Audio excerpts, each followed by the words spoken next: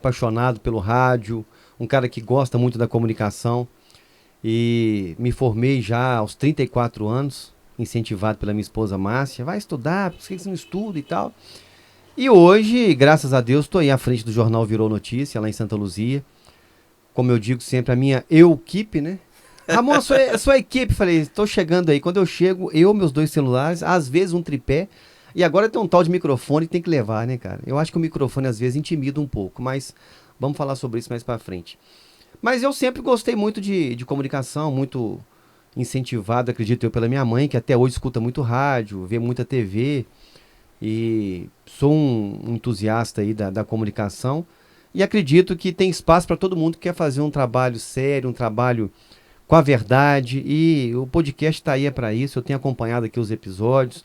Você tem trazido muita gente que tem muito talento e às vezes a gente, enquanto comunicador, a gente tem essa missão, né, Rodrigo? De mostrar aquelas pessoas que estão ainda no anonimato ou que nem todo mundo ainda conhece e contar um pouco da história. Então, resumidamente, eu sou um jornalista hoje que posso te falar, graças a Deus, realizado, com minhas filhas já criadas, a minha esposa sempre me incentivando. E acompanho sempre aí os canais de comunicação. Antes era só rádio, depois veio a internet, YouTube. Tô sempre aí ligado um pouco em tudo e levando diariamente as notícias para a população de Santa Luzia lá pelo jornal Virou Notícia. Bacana demais. Recebi aqui na semana passada a Hilary Lousada e ela brincava assim, raça para cima, roça para baixo. Vamos arrastar para baixo um pouco, vamos na volta aqui um pouco. Ramon Damasio, filho de... Geraldo Romão Damasio, infelizmente já partiu muito cedo, aos 52 anos. A missa de 7º dia do meu pai era o meu aniversário de 23 anos. Eita! Mas deixou muito ensinamento, sempre fui um bom filho, graças a Deus, minha obrigação também. E filho da dona Lúcia Damasio, que graças a Deus está aí, 7.9 inteira, lá com as suas palavras cruzadas, lá com... mandando sempre o pessoal deixar um like nas minhas lives, sempre muito atenta. E graças a Deus é uma criação muito boa. E tem uma irmã, que é a Simone.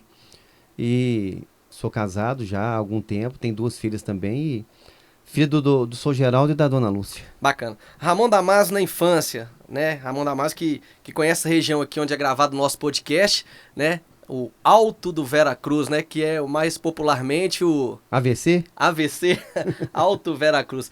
Conta um pouco dessa história aí, dessas coisas bacanas que você viveu aqui, né? Quando você veio passear por essas bandas aqui, onde você foi criado, e também lá em Santa Luzia, das coisas boas que você viveu. Ramon criança, Ramon Light, né? A gente tá na zona leste de Belo Horizonte. Minha mãe morava aqui no Esplanada, Rua Cocais, próximo ali da Abadia, e meu pai morava no Boa Vista.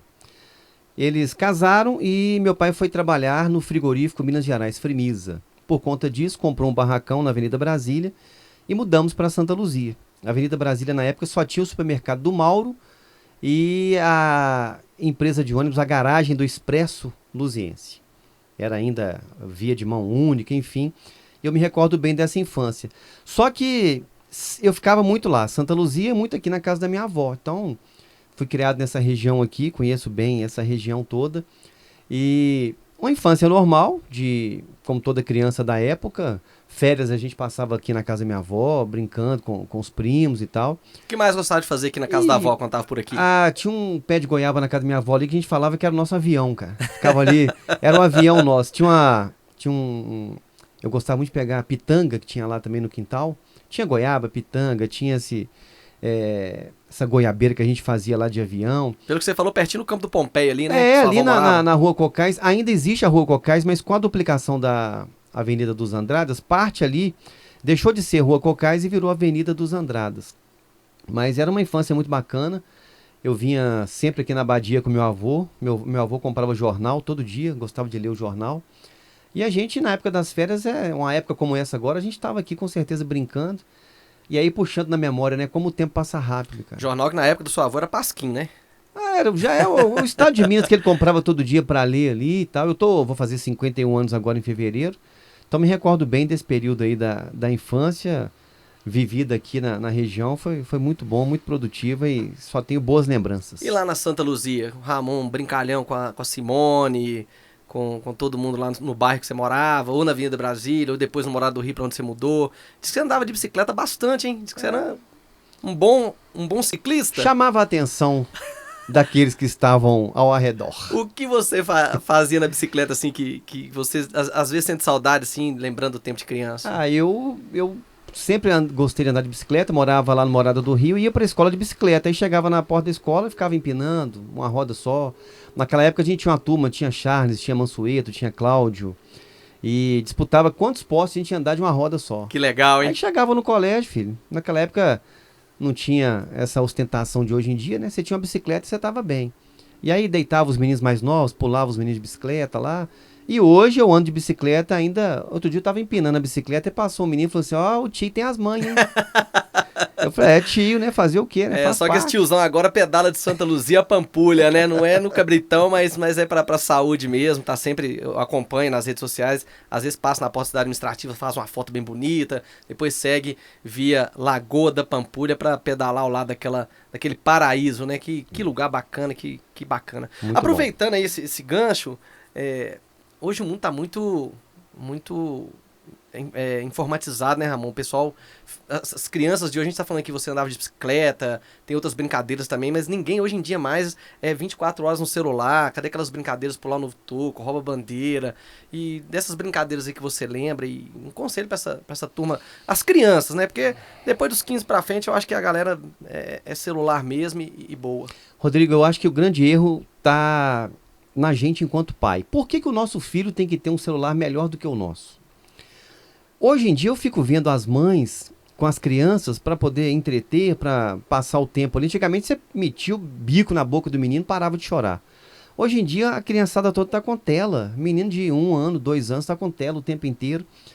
Tem um lado bom e um lado ruim da internet, do avanço da tecnologia, mas eu vejo que infelizmente está substituindo muito aquele afeto, aquela conversa no dia a dia. Você vê hoje... Observa num ponto de ônibus. Eu ando muito de bicicleta, ando muito a pé, eu fico observando. Todo mundo, cara, com a cabeça para baixo, mexendo no celular. Não só no ponto de ônibus, eu tava vendo outro dia um podcast, e até mesmo pessoas mais famosas e tudo, o aeroporto você chega, não tem mais aquela resenha, jogador de futebol, chega um time de futebol completo e eles não estão lá resenhando. Cada um no seu celular. É isso mesmo. Entendeu? E eu acho que a tecnologia, ela atrapalhou muito. Bom, mas olha que bacana, a gente tem que fazer o contraponto também, porque veja bem, a gente está aqui agora nesse podcast, no Terraço Podcast, contando um pouco dessa minha experiência, utilizando o quê? A internet. A internet, se você souber usar, ela é uma ferramenta, assim, importantíssima.